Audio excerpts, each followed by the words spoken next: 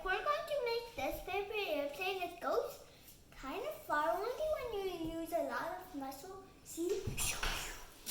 Goes way over there. Sometimes it slides. Yeah. And then let's learn how to make it. One piece of paper. Here to here. Like a little. Oh, you first do this. And here to this place. Actually, a little bit more farther. And you do it like that. Like, see? I think you could make it as far as this line, and then make it like this. You see it? And then you flip it over here to here.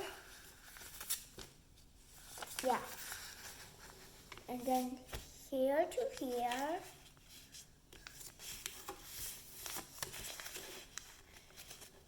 Here to here.